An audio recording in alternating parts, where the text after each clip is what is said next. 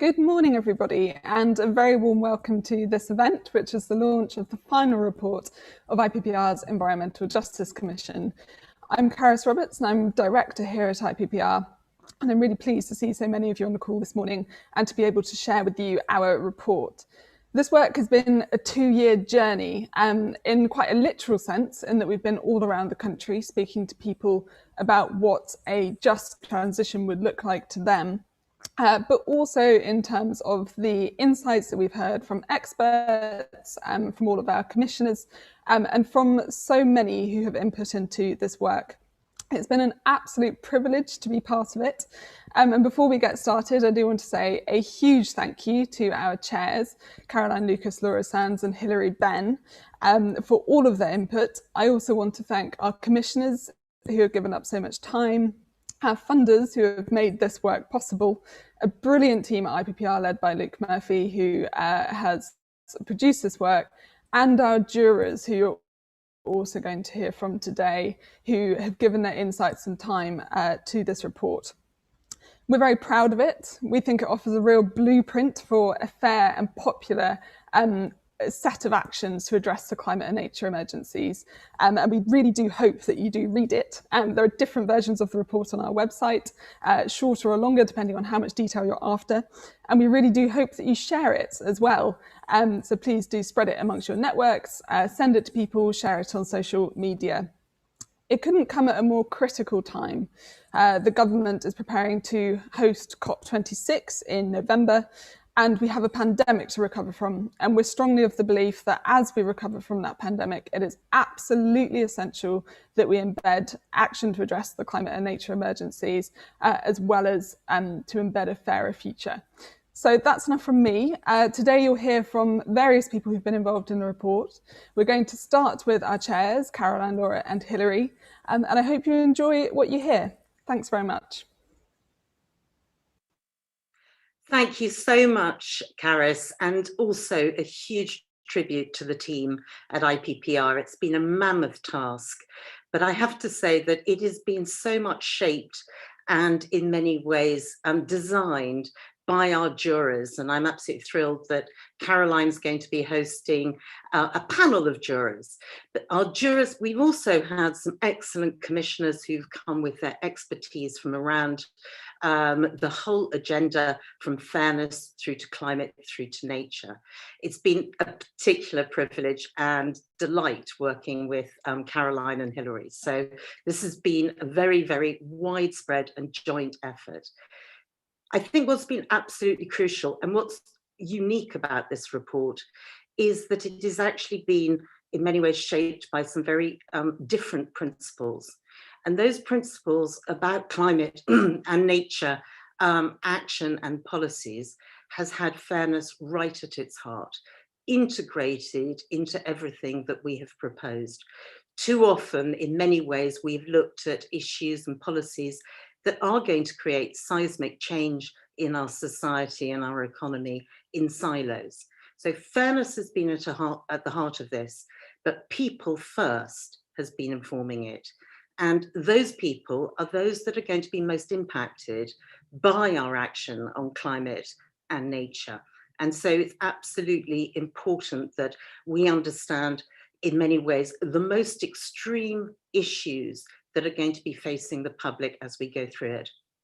As all of us say, citizens do have a veto on net zero if we don't get it right, if we don't do it fairly. However, really sitting at the heart of this, and what has come through really shiningly from all our jurors from around the country, is that actually fairness is important, but it's absolutely driven by optimism. The optimism of the opportunity that strong and in many ways accelerated action against climate change and also driving nature restoration needs to happen now. So I hope that you will read the report, but also understand these core principles that drive it. This is about a new economic paradigm, and one where we can bring everyone with us. We can address the lack of fairness in our economy today, but also in many ways tackle some of the most crucial issues that not just this country, but globally we face. So do look in particular at the 6 shifts that was defined by our jurors, and we believe that those are the policy frameworks that need to drive our agenda forward. Absolutely thrilled to pass over to Caroline, who has been sort of absolutely instrumental in driving forward this commission. Caroline. Thank you so much, Laura. And it's been a real privilege to work with you and Hilary and to be part of this commission and to work alongside such brilliant colleagues, both at IPPR, but also with our jurors. And I think one of the most exciting things for me about this whole process is to be seeing how those citizens jurors have taken such a major role in the whole report process. You know, they weren't a kind of optional nice to have that we kind of tacked on at the end. The jurors and their insights have been absolutely intrinsic to our whole approach. And I guess I would just underline three points. They've all been touched on by Laura, but just to echo them in different ways. The first point is around opportunity. As Laura said, incredibly grim though the reality of the climate and nature emergencies are, there are real opportunities to be grasped in making a fast and fair green transition. It's not just about staving off the worst, it is about recognizing that we can imagine a better world, which we can build together. This really is a once in a generation opportunity to fix a broken economic system that isn't only driving environmental destruction, but it's also failing millions of people right up and down the UK.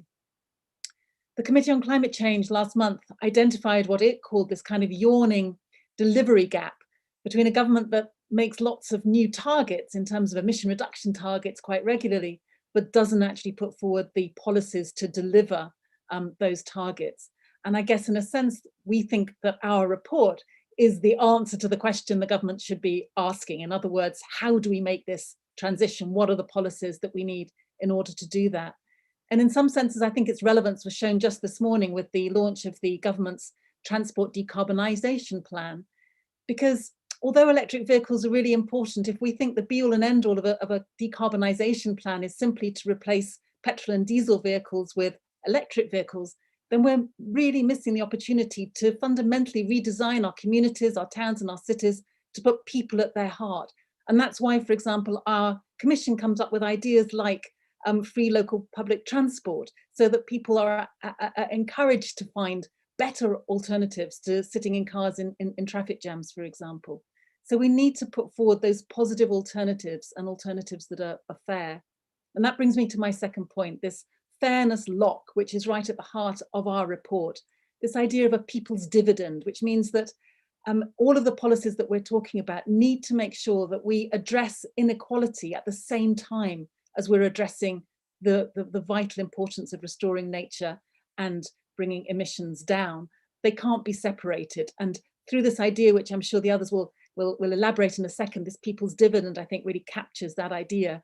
And we saw what happened with the Gilets jaunes in Paris. If you design these policies badly, if you design them in such a way that they do fall most heavily on the poorest, then they simply won't work.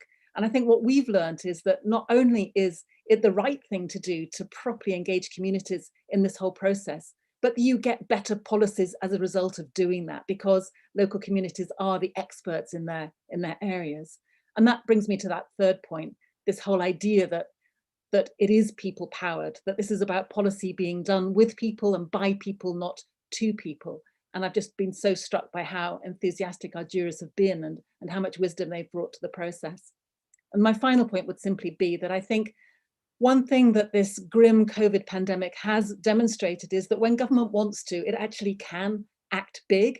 It can write off NHS debt almost overnight. It can house the homeless. It can find the money that we've always said was there to be able to pay people to put public health ahead of growth. And if the government can do that during the time of a pandemic, then how much more does it need to do that in the time of a climate and nature emergency? And our challenge to them in this report is to do exactly that.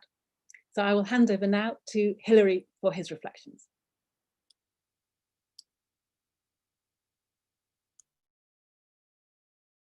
I think he's on mute. I know, I am just unmuted myself. I apologise. Thank you very much indeed, Caroline. Can I begin by saying what a pleasure and a privilege it has been to work with you and Laura, all of our fellow commissioners, all of our jurors, together with the great team at IPPR as we embark on this remarkable journey. And I say that because almost everyone now understands that we have to move from where we are today to where we need to be. And that is going to involve change. Change in the way in which we make things, how we heat our homes and buildings, how we move about, change in the jobs that some of us do, and the skills we will need, and change in the way in which we see our relationship with the earth. Because when you think about it, every single thing we have, everything we see around us, everything we have made has literally come from the earth on which we stand.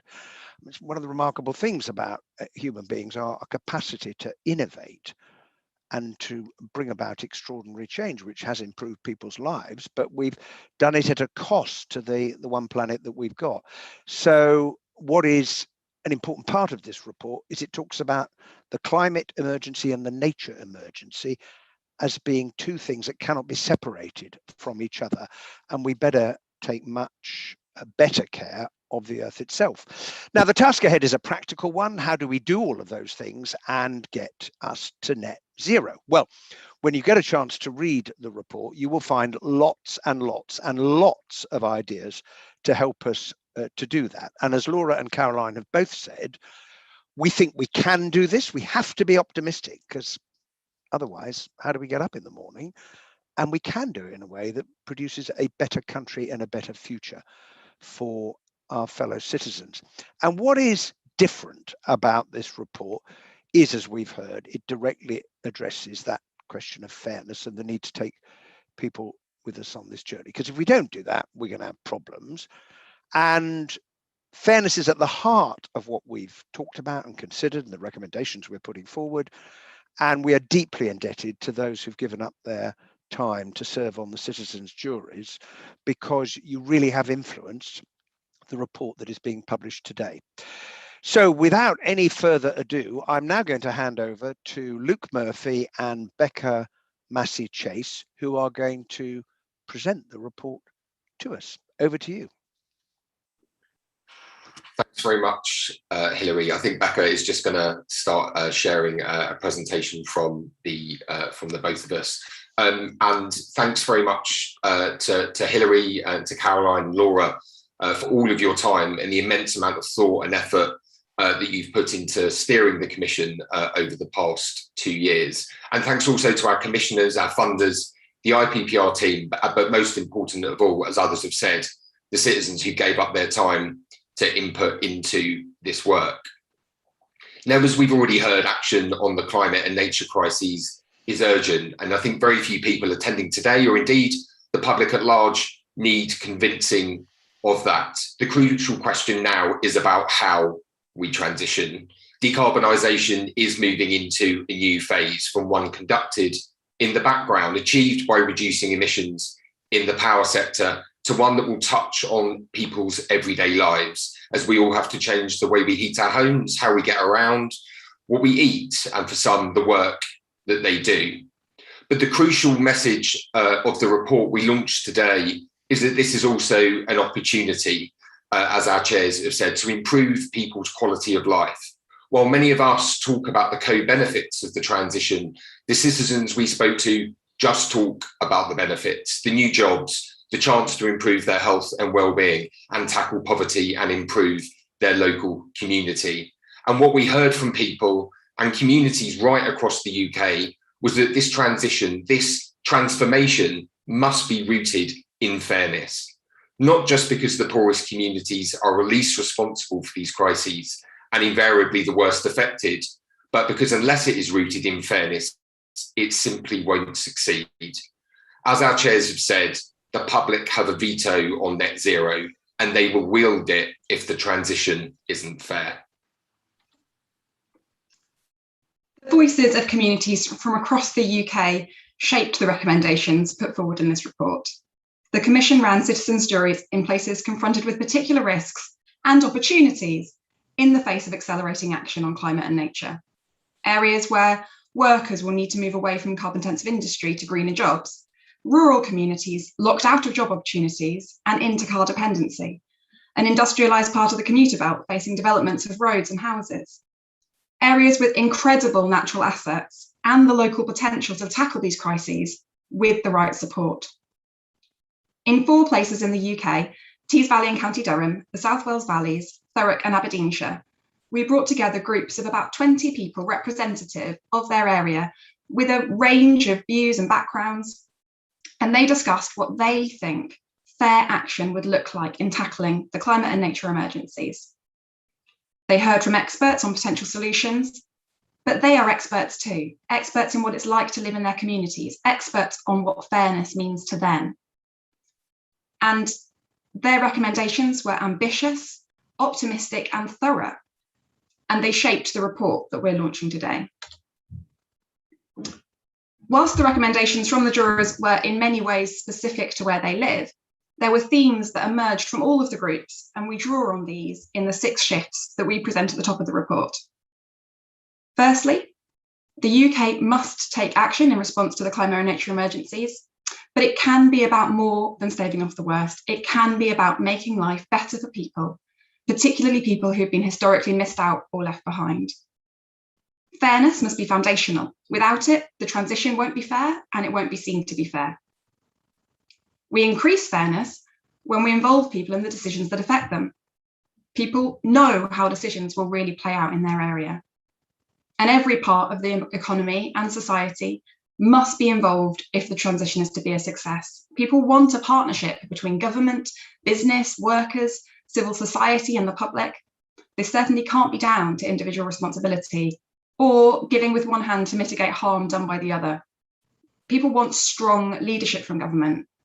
There also needs to be more local ownership and empowerment to deliver solutions that work on the ground. Sharing power isn't a zero-sum game.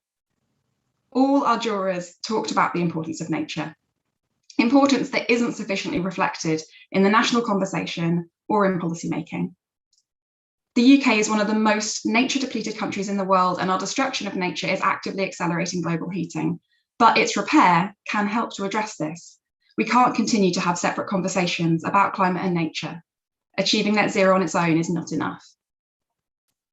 These 6 shifts underpin the new social contract outlined in this report, a social contract for a fair transition, 6 principles responding to the 6 shifts.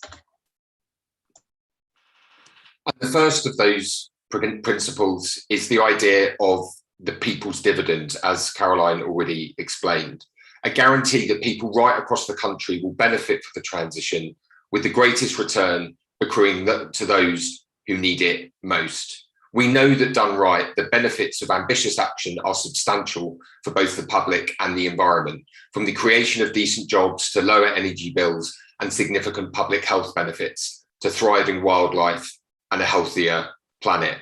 But I think the crucial point here is that policy needs to be purposefully designed to deliver these benefits. They're not going to happen by chance. We recommend that the government commit to free local transport at the point of use by 2030, the creation of direct dividend payments to the public through revenue raised from carbon pricing, and the expansion of schemes for community ownership. That would be a real people's dividend of this transition. Second, the Commission proposes a fairness lock on every climate and nature policy to ensure that fairness is at the heart of everything that we do. As our jurors in South Wales Valleys told us, the cost of change, both financial and in how we live, has to be shared fairly. This is what we heard time and again from our jurors across the country. That means the cost of all policies must be fairly assessed. Those on low incomes must not lose out. They must benefit. Support must be put in place ahead of change, and we must put in place mechanisms to ensure we're not taking decisions just for now, but also to protect future generations as well. And the UK must make a fair contribution internationally too. We propose a new what's called a Green Go scheme to offer grants and loans through high street banks for insulating homes and installing low carbon heating systems to support the purchase of things like e-bikes and electric vehicles for those that need them, providing support to people and households across the country ahead of the change as it comes. We also call for a funded right to retrain for workers in carbon intensive industries, something that was called for by our jurors in Aberdeenshire and also those in Tees Valley in County Durham, who all wanted to see greater support for workers who have the skills but just need some support in transitioning into low carbon jobs. And we also call for the UK to make a greater, fairer contribution to addressing the climate and nature crises, consummate with its international contribution. Third, a people-first approach. We heard time and time again from our jurors that the public want to be part of this transition. They want change brought about with or by them, not done to them. We call for the public to have a clear role in the creation of climate and nature plans, including through a permanent National Citizens' Assembly for climate and nature deliberation. We also call for local citizens' juries and a leading role for the public in local plans too. They must be at the heart of the development of national, regional and local plans to tackle these crises. This will mean providing clear and accessible information about the transition through a public communications plan, one-stop shops for support, information and guidance on every high street. And many of our jurors said that they wanted to see a communications plan similar to that one used for COVID, in recognition of the scale of the threat posed and also the change that we need to see. Fourth, as our jurors told us in Tees Valley in County Durham, a one-size-fits-all approach just isn't going to work. We have to recognise that different areas of the UK have different challenges, assets and opportunities. Designing policies with local circumstances in mind through passing powers down to combined and local authorities and local communities can help achieve better and fairer outcomes. The Commission calls for the government to devolve far greater powers over economy, transport and planning, echoing the calls of the Metro mayors that attended a UK 100 summit yesterday. And in doing so, local areas will be able to shape and deliver their own responses, allowing for more ambition, policy innovation, and crucially, popular support. Fifthly, we call for a coordinated whole economy and all society approach to the transition. Government must be joined up. Every policy must be a climate and nature policy. We call for a net zero delivery body to drive change across government and a net zero and nature rule for all government spending and policy decisions. All policies, programmes and investment must be compliant with our collective climate and nature goals. But we also want to see government join forces with businesses, large and small, trade unions and workers, and the whole of civil society to tackle this challenge. Our jurors recognise the innovation and job creating potential of the private sector, including small businesses, and they wanted to see it harnessed to help us achieve our goals. We propose that government provide an enabling environment through tax incentives, small business loans and regulation. But while our jurors wanted to see businesses who were doing the right thing rewarded, they also wanted to see who weren't, the laggards, penalised. And we have recommendations in the report to urge businesses to go further as well. Finally, the priority and the value that our jurors put on the preservation and restoration of and access to nature was hugely striking, and their message was overwhelming. It's past time, as Hilary said earlier, that we put nature on the same footing as climate. And this just isn't something that's currently properly reflected in our national conversation, and that's got to be addressed. The Commission calls for the creation of a National Recovery Committee, similar legally binding targets for the environment, and a new National Nature Service. The Commission also backs the call of our jurors from Tees Valley and County Durham for the creation of an Attenborough Scholarship, opportunities offered for young people to start careers in restoring nature alongside other low carbon jobs. The Commission also calls for the rest of the UK to follow the Welsh Government's lead and pass a Wellbeing and Future Generations Act, and to embed wellbeing measures into the heart of all government decision-making, moving beyond GDP as the sole measure of success. This report contains many policy recommendations: free local public transport, funding and incentives to help people make green choices in their everyday lives, support and the right to retrain for workers who've moved away from polluting jobs, paid work and training opportunities in a new national nature service, greater public involvement in decision-making, a fair share approach to global emission reductions. Please look at the report for the details. The recommendations cover everything from 20-minute neighbourhoods to how we heat our homes, to the role of farmers in looking after the land, to fairer access to green spaces. But what underpins all of these is the unifying idea that through action on climate and nature, there is an opportunity to improve people's quality of life, to create new jobs, improve people's health and well-being, and increase fairness. This report is founded on ideas about fairness and opportunity. Put simply, the crises we are facing are urgent, and tackling them just will not work if it is not done fairly. Our People Powered Plan for the Green Transition outlines how this opportunity can be seized.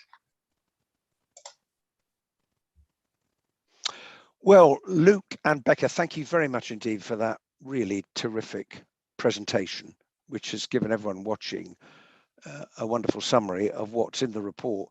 But there's a lot to read, and I hope you get the chance to look at it, because it's well worth spending time following the argument and the recommendations. Right, well, if everybody is sitting comfortably, we're now going to watch a video.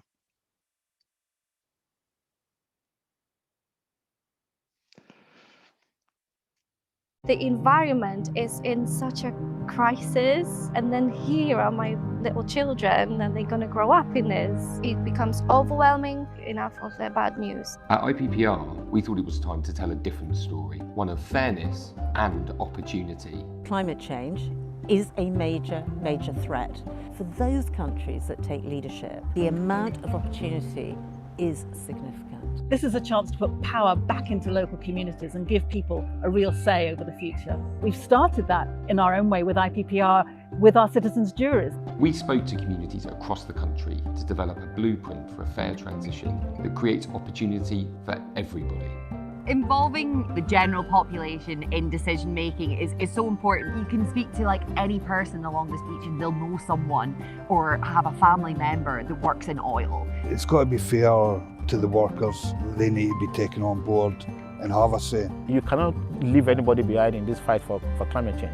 We're going to have to change the way in which we heat our homes. Gas boilers, they're going to have to come out, they're going to be replaced with something else. Everybody wants to save money as much as they can. So if I can save money and I can also help the environment, I think it's a win-win. We build greater equality and greater fairness through our economy by transitioning to a climate-safe economy. Bring in some employment to this area that are sustainable. We could manufacture like wind turbines for the rest of the country or other countries as well. Wales particularly is blessed with this fantastic wet climate, and it grows wonderful, wonderful pasture land, locking carbon into the soil. There'd be more farmers pushing it to a more environmental way, more subsidies to get more saves them out of their own pocket. I'd just like to see a fairer access for people to get around, to access their local nature.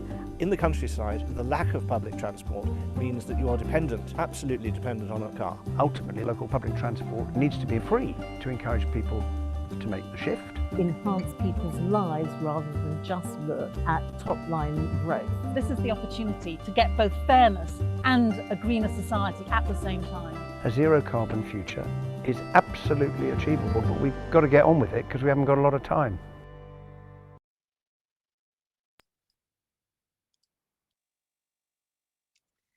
Right, I think it comes to me now to chair a debate between our wonderful jurors. So thank you so much for being with us, first of all. We've got Colin, Katie, Kahinda and Maureen. And just to remind people watching, essentially, we had 84 jurors in total from 4 different areas, and they spent a combined 1,600 hours of deliberation and together developed over 100 recommendations. So we owe them a huge debt of gratitude. And yes, so for the next sort of half an hour, we'll have a bit of a conversation really about your experience from being part of those jurors. So I was going to ask if I could just come to each of you in turn and ask you just to briefly introduce yourself, explain which jury you were part of, and maybe just say a few words about what you found were the best things about being involved in the citizens' jurors. And I might come to Colin first, if that's all right, please. Just a reminder that you'll need to unmute as we're learning. Okay. Well, I'm Colin. I live in a village called Tofffield, just outside of Bishop Auckland. It's actually between Bishop Auckland and Bernard Castle, the place to go if you want to test your eyesight. I've been retired since 2009. And for the last 20 years or so of my working life, I held management positions in a trade association called the NFRN, which looked after newsagents and convenience stores. Lovely. And can you say something about the best thing about being part of the jurors, assuming there is a best thing? Well, I was actually surprised to be invited onto it in the first place, because generally people of my age are often ignored. But I've learned a great deal more about climate change and the consequences of it. And importantly, the things that can be done to slow it down. I was delighted that some of my thoughts and ideas were actually taken very seriously. Everyone on the panel were given the opportunity to express their opinions and to ask questions at every stage. I half expected that the panel would be full of climate change extremists, but that wasn't the case. And everyone showed respect for each other. And most were initially as clueless as I was about some of the facts and what can be done to push it back. But any concerns I had initially about being out of my depth were unfounded. That's great to hear. Thank you very much. I'll come to Katie now, if I might, for the same kind of question. If you could just introduce yourself and maybe say a few words about what the experience of the jury was like for you. Yes, so my name's Katie. I live in Cardiff, but originally from Nice, lived there my whole life. And I was on the South Wales jurors panel. I'm currently working as a community and marketing executive for a small business that makes smart mini greenhouses. And a lot of our conversation actually centres around food poverty and how we can get people to grow more. And yeah, the jury was just great. And I think for me, the best part of it was in a year that felt like a lot of things felt untangible and we weren't really making progress as a society and as individuals. You know, myself, I was on furlough for a long time. We came together remotely online to really make a difference and to learn a lot. And it felt like each week when we came back and made that progress again and learned that little bit more. It was just so inspiring considering the year that we'd all had. And I think it highlighted that there was such an opportunity, especially now, to really change things. I mean, we've been saying it for so long anyway, but this is an opportunity that, you know, we can't really turn down. So for me, that was probably the best thing. Brilliant. Thank you so much. And Kahinda, how about you? Yeah, good morning, everyone. My name is Kainde. I'm from South Hawkenden in Thurrock. Thurrock is a borough in London, outside London, by the way, XX. I actually applied to be a member of the panel. I actually enjoyed myself. I've lived in Thurrock for like 6-7 years in XX for that long. And when I was invited and when I was a part of the panel, I have some misconceptions even before we start. Before the time, I actually now have an interest. I've developed a little bit of interest in climate change, and I was actually thinking about finance being a key part of it. So when I joined the panel, in terms of the discussions, in terms of the presentations, in terms of we working to work together towards recommendations, yeah, to me it was a very interesting. And again, as Colin actually said, our opinions counts. With respectful situation and the way IPPR actually organized the whole thing, it was good. But for me, I think the high point for me is presently I'm actually pursuing a PhD in climate change, looking at finance aspect of it. So one of the presentations that we had was from Dr. Mark Davis. Yeah, I remember he was talking about community municipal investment. And to me, I was always asking myself, where would the money come from? So when that presentation came in, and again, in line with what I'm also doing in my PhD, I just believe, yeah, we are all in this to solve this problem. It's an emergency. Just like we solved the COVID one, we have to solve the climate emergency too. Thank you so much. And finally to Maureen, just to introduce yourself and just say a little bit about your experience of the jurors, and just to remember that currently I think you're probably on mute, so just to unmute before you start. Sorry. Yay, done it. Hi, I'm Maureen. I live in rural Aberdeenshire, and I was previously an HSE manager for a major oil field service company. So one of my personal concerns is how I can influence people and like my own sort of circle of influence. But felt really privileged to be part of the juror team of Aberdeenshire and Aberdeen. It was interesting, learning. I learned a lot, putting my point of view across, listening to other people's points of view, learning from those as well. And I feel that we're all involved, even as the jurors, we're all involved, we're all part of the public at large, and we need to contribute towards climate and fairness, one and all, I believe. And it was an interesting journey, lots of debate, interesting on that as well. So for me, it was kind of a bit of an education. And since being on the juror team, I've changed quite a few of my own ways, which has been quite interesting, just in eating. Now I'm much more vegetarian, still do like meat and all that, but have changed in that way, and tried to be positive, influence those around me, introduced the egg. People probably, what is the egg? This is for washing, you don't have to have so much washing pad, etc.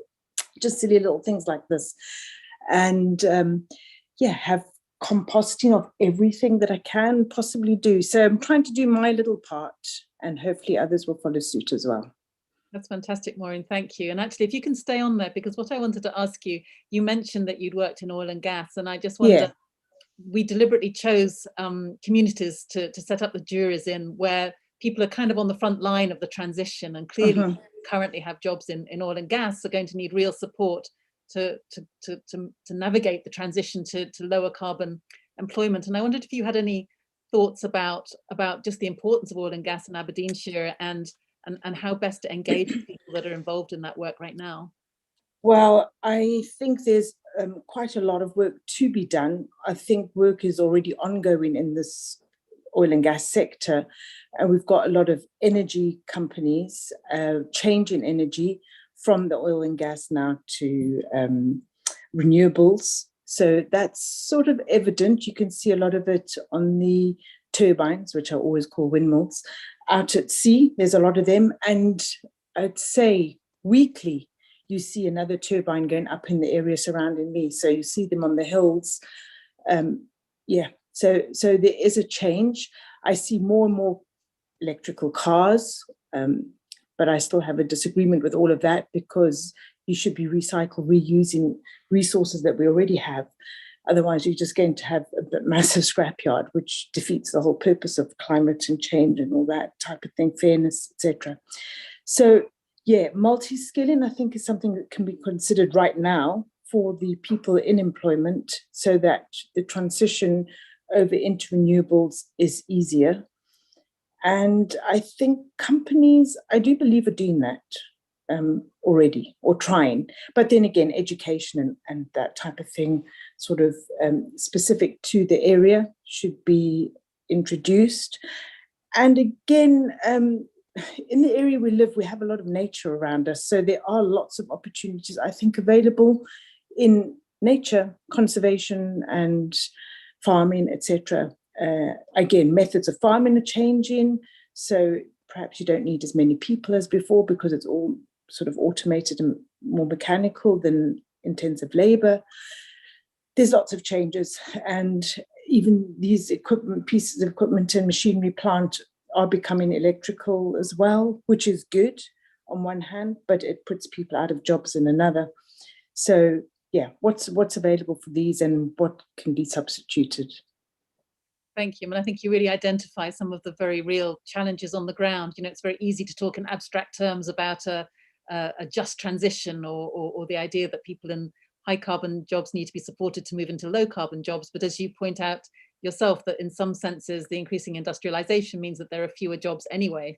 And I think what we've picked up from the process of listening to the jurors is that, first of all, there should be a funded right to retrain. So workers absolutely need to be supported to make that transition. They can't just be left behind, as happened really when coal was closed down. But also that we absolutely need the support and the jobs, and there are lots of jobs in a green economy. I guess I was going to come to Katie next and just ask about the particular challenges you think that are faced in South Wales and in your community, and what you think some of the best ways of addressing those might be. Yeah, so for those who don't know, I'm sure many do, the South Wales Valleys has a rich history in relying on our kind of finite resources. Obviously, we've got a big history with coal in the area and copper in Swansea.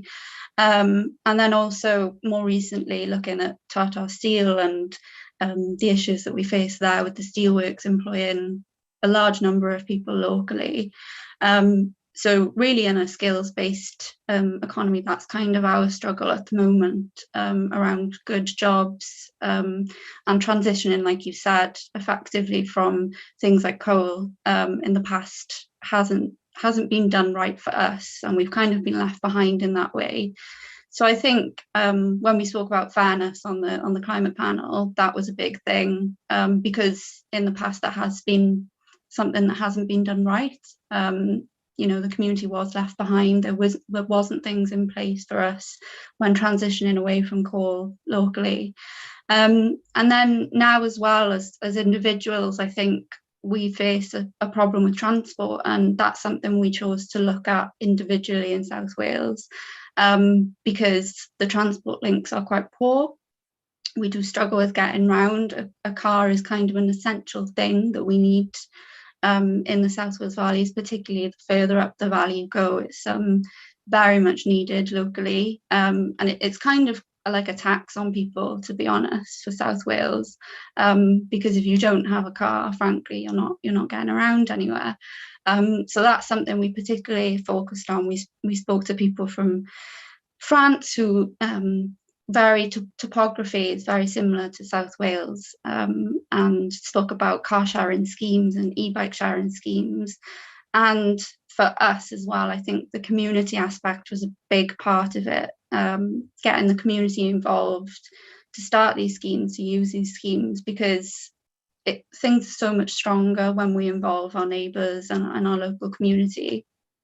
And if you consult with people before schemes go ahead, they're obviously going to be so much more successful as well. So that was a big thing, was using the existing community that is in South Wales, which is very strong, to make these changes happen. Fantastic, thank you. If I could come to, sorry, I think I pronounced your name wrong before. Is it Kinde? Kahinde? Forgive me. Yeah, it's Kenny, but you can just say Kenny. Kenny, okay. Well, tell us about Thurrock. Can you tell us about some of the challenges facing your community and how you think a green transition could be supported to help people and to make sure that fairness is at the heart of the transition? Yeah, I think I was actually impressed for Thurrock to be chosen as one of the 4 areas for this initial report. When we look at all the indicators and statistics in the whole of the UK, Thurrock suffers, is always behind in terms of inequality, in terms of even when we look at the ratio of 7 out of every adult men in Thurrock is obese. Inequality is rife in our borough. Most importantly, most people came to Thurrock in the past just because of the green belts. They want to enjoy the fresh air. But again, Thurrock being a developing industrial area, we have the trade reports, and based on the government, Thurrock, the XX estuary, it's actually a key aspect of what will happen in Thurrock. And presently now, in terms of the heavy vehicles that is passing through Thurrock, in 2018, there was a report that the emissions from vehicles actually increased by 41% at a particular time, which is even more than national average. Again, in terms of inequality, we are always above England in terms of indices and indicators. There are lots of challenges facing us in Thurrock. So, but again, when we look at also the rate of education and also poverty level is also very, very low. So obviously, when we started, I wasn't even thinking about fairness in terms of making sure that what we see as our own benefits, as our well-being, as people living in Torok, has been eroded because of what's happening presently. 32,000 homes are planned for Torok. This mostly will go to the green belts. So it simply means to us those things that we cherish. Why we moved away. For me, I actually moved from Dagenham to Torok just because of green belts, just because of the fresh air. Now those benefits, I'm going to lose them just because of what the government has in plan, which is good in terms of being critical about this. We need jobs in Torok. We need more employment and everything. But again, we also have to look at what is the impact of this on the community, the impact of this on the environment. And the impact is rising gradually. And I think it's something that we discussed very well in our panel. And one of the things, or most of the things we actually talked about, actually revolve around transport, which to me was a very good thing to talk about. Because if we're going to be having heavy vehicles coming from Kent, passing through of our Torok, at any particular time when we have a problem on the M25, any problem on the Kiwi 2 bridge will affect the whole of us in the whole of the area. What were some of the solutions, Kinder? Sorry? What were some of the solutions that the jury came up with in terms of addressing that? Most of the solutions that we have has to do with looking at the transport. We planned a transport hub. We discussed a lot of things. But for me, the key is what is there to me is that we agreed that everything that we are planning as recommendations needs to work holistically. That means we need to see all the solutions tackled at the same time. So those solutions, for me, as we have in the report, I'm saying it's important for us to tackle them one at a time. One at a time. We want to tackle them at the same time, holistically. And I think, again, is what Luke said in the report. I know it's going to be a difficult thing to achieve, but it's one of the things that is there to my heart, if it's possible, in terms of implementing our recommendations. Thank you so much. And Colin, you've been waiting very patiently. Could you say a little bit more about the challenges facing the Tees Valley and what some of the solutions that you came up with in your jury? Well, every area is different, as the report recognises. So a one-size solution will not fit all, nor will it inspire people to take responsibility. Take Tees Valley in County Durham as an example. I'm lucky enough to live on the edge of Teesdale, about 700 feet above sea level, which lays between the Yorkshire Dales and the Durham Dales. It's the second largest area of national beauty and home to some very rare flowers and alpine plants. In complete contrast to that, on a clear day from our village, we can see the steam and the smoke of Middlesbrough and Teesside, 25 miles away. There are some patches of land in Teesside which recently hosted chemical and steel production, where dandelions struggled to grow. So that is a contrast of this particular area. County Durham was famous for its coal production. That's long since gone. Middlesbrough and Teesside, Redcar, was famous for making steel. That's now all gone. There's the challenges for us. In contrast, we're looking after nature where I live. We're concerned about maintaining that. But also in 25 miles away in Middlesbrough, we're concerned about jobs and what's going to be done with the land that has been scarred by steel production. I'm very impressed. Yeah, I'm very impressed with the work of Ben Houghton, the mayor of Tees Valley, who's really turned on to green issues, or seems to be anyway. But when you think of some of the work that he's doing, he's actually secured that land from foreign banks, from SSI Steel, and is now working on reclaiming that land and turning it into something that's going to benefit us all in the future. Teesside is the home of the biggest biomass plant in Europe, I believe.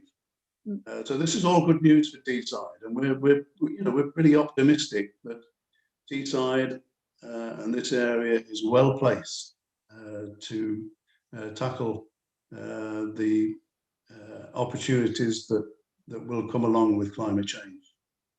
I mean, I think one of the themes that came out from all of the jurors really was that local areas need more powers so that they can make decisions themselves, because it's often local communities who know best what's needed for their areas. And as you say, Colin, it is the case that no one size fits all, and too often when policy is just being driven from Westminster or Whitehall, then that nuance and the different specificities of different places are often completely ignored. And I was going to come to Katie next, actually, and talk about a rather wonderful policy that Wales has, which we have now recommended that the rest of the UK should follow suit. And this is the Wellbeing of Future Generations Act. I wonder if you had any reflections on the difference that might make and why it's important. Yeah, it's really important here in Wales, and it's for people who don't know, Future Generations of Wellbeing Act basically means that whenever a decision is made in regards to any sort of planning or any sort of thing really that happens in Wales in terms of policy, there is a list of things which people need to consider for future generations and for the climate and nature. That really helps, obviously, local councils and local government make decisions in regards to things that can go forward, to policies, like I said, planning applications that can make a difference, and things that will have an adverse effect on the environment don't go through. And it really does also give people in those positions of planning kind of a step-by-step guide as to how they can make sure that the things they put forward are beneficial for the environment. And also it gives people a voice, so it enables people like me all across Wales to make sure if there's something they don't agree with and they see that it's potentially detrimental to future well-being, future generations, that they can have a voice then in regards to that. So it's really important, I think, that the UK government follow suit with what the Welsh government are doing there, because it makes sure that there is a point at which we can assess if something is going to have an adverse or beneficial effect on the environment, which isn't in place at the moment. And I think that they can really follow suit from what Wales has done there, and it gives people a voice as well, a really important voice when they're coming up against these big schemes that might be going ahead locally or nationally. It gives them a voice to fight back as well against that, something that is written in law. So yeah, as you said, I really hope that the UK government take it forward as well. Thanks so much.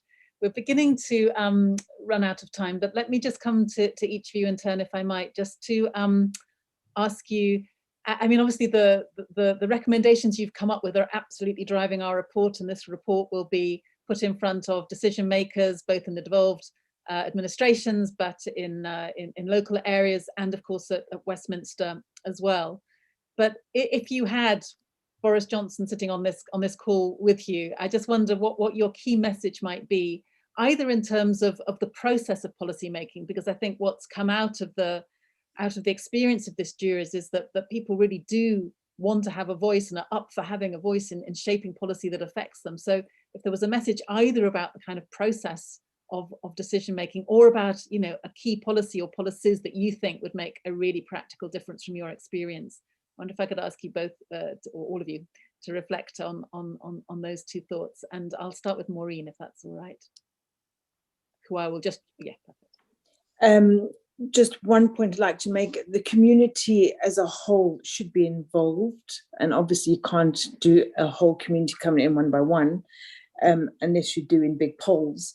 However, you can have representation, sort of as we've done on the jury, representing the community.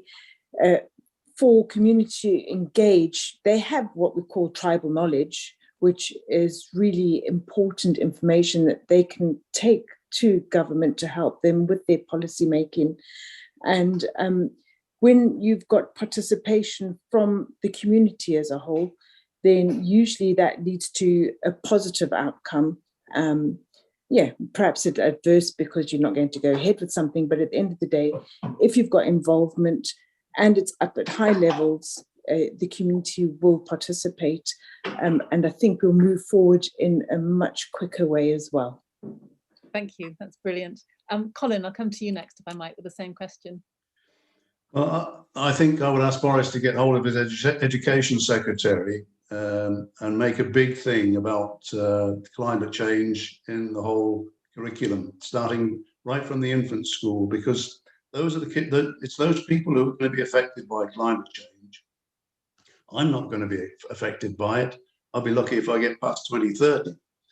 But the kids of this world really need to make a noise. They need to nag their parents. They need to nag their grandparents about recycling, about not putting block paving to replace their lawns. Anything that can slow down climate change. The kids have got to nag us into that. And it all starts with education. Fantastic, thank you. And indeed, the report does make some very strong recommendations in terms of making sure that climate and nature are mainstreamed right across the curriculum, and also supporting the idea of the GCSE in natural history. So that's brilliant. Kehinde, could I come to you next? Yeah, I think for me, one thing I'm going to be saying is when you make a policy making people powered, then it simply means then people, the committee members are also going to be engaged in terms of the policies that will come out from the deliberations. One, they also take ownership also, which is very important, which is the fact that this is all about me. And they most likely can also even support, even go ahead and do something in terms of the climate action. And I think it's a very good thing that's happening to us in Torok, because after that, the panel, or some of our members, we came together, and one of the areas we're looking for is what the community municipal investment that Dr. Davis talked about. They've already implemented that in Work Back Share. They've done it also in Warrenton. So we believe it's something we can also replicate in Torok. So that is the power of you taking policy to the people, and they also take action if they think there's something that is positive to them, for their own community too. And community energy is also something we're thinking about in Torok. So this is as a result of what we went through in this panel. So it's good to take policies through the community. Perfect. Thank you. And finally to Katie. Yeah, if I was speaking to Boris Johnson, obviously it's different here with the devolved power as well. So there's certain things that Welsh Government decide, and there's certain things that the UK Government obviously decide for us. I would say it's probably just not good enough at the moment on the policies that they're passing and on the work that they're doing with the devolved nations as well. I think that they need to work far better with local and regional communities to pass policies which really do make a difference. Wales are doing incredible things. Most recently, they've stopped all new roads being built unless they're in critical construction, for example, which is actually one of the recommendations we put forward, which is great to hear. We're building a national forest, which means that we'll connect all of the woodland that we've currently got across the country. We're doing really great things, but we need the UK government support on that, and we need Boris Johnson's support on that as well. And then for the Welsh Government, really, I think we need to, with every policy that's being passed, think about, and plan that's being made as well, think about other things that can be written into that whilst they're being planned to support the local, or, as I said, national environment. So, for example, one thing that I was actually speaking to Ben Lake about recently is we've been talking about in Wales having co-working hubs in communities. So that would help the 20-minute neighbourhoods, would help people to stay in their communities in the week. And part of that we discussed with him was possibly having, as part of those co-working hubs, could you grow your own food there as well? So I think there needs to be more of a look at policies not being just made in isolation. If we're passing something, can we also look at how this can affect transport, how this can affect our right to have some sustainable local food production? As you know, it touches everything. Everything we do touches on the environment and climate. So I think it just needs to be better. And I think he needs to work with our local and our regional governments as well. Fantastic.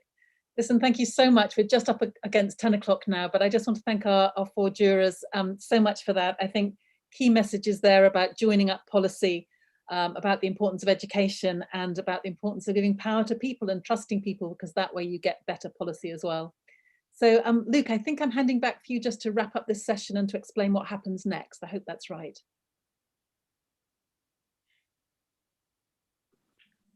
Yes, thanks. You might not be able to see my video, but we will be taking a 15-minute break now, and then we will be joined in 15 minutes' time by a panel chaired by our co-chair Laura Sands, where we will be joined by Ed Miliband, the Shadow Secretary of State for Business and Industrial Strategy for the Labour Party. We'll also be joined by Sam Hall from the Conservative Environment Network, Isabella Gornal. I've just been allowed to start my video, so you might be able to see me now, and a number of other of our commissioners, Fatima and Paul Novak from the TUC as well. We're really looking forward to hearing from them and their reflections on the report, a bit more of a kind of political discussion around the recommendations and findings. But I just kind of wanted to echo what Caroline said there. Really,